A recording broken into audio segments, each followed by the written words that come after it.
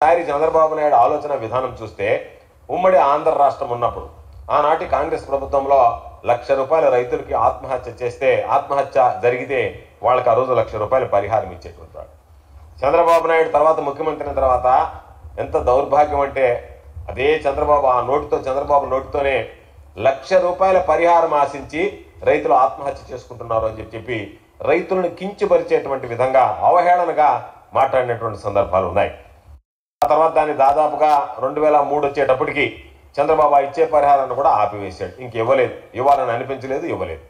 తర్వాత 2014లో మరలా ఈ పరిహారాన్ని పునరుద్ధరించే క్రమంలో చంద్రబాబు నాయుడు ముఖ్యమంత్రి అయిన తర్వాత 1,50,000 లెక్కన దాన్ని ఇస్తానని చెప్పి 2015 ఫిబ్రవరి 18 వరకు 2014లో ముఖ్యమంత్రి అయిన తర్వాత 2015 ఫిబ్రవరి 18 వరకు ₹1,50,000 రైతులకు ఇచ్చాడు. ఆ తర్వాత దాన్ని నేను 5 లక్షలుగా పెంచుతున్నానని చెప్పి దానిలో ఎంత దుర్మార్గం అంటే నేను 5 లక్షలకు పెంచుతానని చెప్పి ₹1,50,000 ఆ రైతు కుటుంబాలకు సంబంధించి వాళ్ళ బకాయిలు ఉంటే ఆ బకాయిలు చెల్లించేస్తారు. కాబట్టి ₹1,50,000 బకాయిలకు వెళ్ళిపోతాయి. ఆ రైతు కుటుంబం ఉన్నటువంటి బ్యాంకులకు కానీ ఎక్కడన్నా బకాయిలు ఉంటే వాటిని చెల్లించేస్తారు. అయిపోయింది.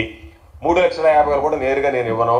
నేను ఫిక్స్డ్ డిపాజిట్ చేస్తే దాని మీద వచ్చే వడ్డీతో మీరు బతికితే భవిష్యత్తులో మీ అవసరాలకు సంబంధించినటువంటి తీరాల్సిందే తప్ప రైతుల్ని ఆ కుటుంబాన్ని చితికిపోయినటువంటి ఆ కుటుంబాన్ని ఆత్మహత్య చేసుకున్నటువంటి ఆ కుటుంబాన్ని వెంటనే ఆదుకోవాలనేటువంటిది ఎక్కడా కూడా కనిపించినటువంటి నేపథ్యం లేదు.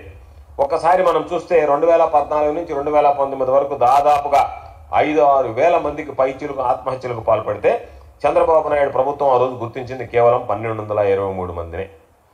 ఆ 1,223 మందిలో కూడా వీళ్ళు రైతులు ఆత్మహత్య చేసుకున్న వ్యవసాయానికి సంబంధించినటువంటి సందర్భంలో వీళ్ళు ఆత్మహత్యలకు పాల్పడలేదు, వ్యవసాయంలో నష్టపోయి పాల్పడలేదని చెప్పి కేవలం 450 మందికి ఆ రోజు ₹20,12,00,000 కౌలు రైతులకు ₹1 కూడా ఇచ్చినటువంటి సందర్భం లేదు. కేవలం ఈ 450 మందికి ₹20,12,00,000 ఇచ్చి చేతులు దులుపుకున్నటువంటి నేపథ్యం చంద్రబాబు నాయుడు గారి. 2019-24 మధ్య ముఖ్యమంత్రిగా జగన్మోహన్ రెడ్డి గారు అయిన తర్వాత ఏదైతే రైతులకు సంబంధించినటువంటి ఆత్మహత్యలకి 5 లక్షలు ఉన్నాయో ఆ ₹5 లక్షల ₹7 లక్షల పెంచడం జరిగింది. ₹7 లక్షల పెంచడంతో పాటు వీటికి సంబంధించి ఎక్కడ కూడా గతంలో నేను చెప్పినటువంటి ఏదైతే 1,223 మంది చనిపోతే 450 మందికి మాత్రం ఇచ్చి చేతులు దులుపుకుంటే జగన్మోహన్ రెడ్డి గారు మరలా ఆయన ప్రభుత్వం ఏర్పడిన తర్వాత 2019లో చంద్రబాబు ప్రభుత్వంలో జరిగినటువంటి అన్నిటి మీద కూడా వెరిఫై చేయండి, ఆధారాలు సేకరించండి, వాళ్ళందరికీ కూడా పరిహారం ఇద్దామని వెంటనే ముఖ్యమంత్రి అయిన వెంటనే చేసినటువంటి ఆలోచన ముందున్నటువంటి ప్రభుత్వం చంద్రబాబు నాయుడు గారికి జగన్మోహన్ రెడ్డి గారికి ఉన్నటువంటి తేడా మీ ప్రభుత్వంలో చేశారు, మీ ప్రభుత్వంలో అది చేశారని చెప్పి వెళ్ళడం తప్ప ఏదన్నా గత ప్రభుత్వంలో ఒక పొరపాటు జరిగితే వాటిని సవరించాలి కానీ గత ప్రభుత్వంలో ఇవ్వనటువంటి దాన్ని ఇవ్వాలనేటువంటి ఆలోచన చంద్రబాబు జీవితంలో ఎన్నడూ చేసినటువంటి సందర్భం లేదు.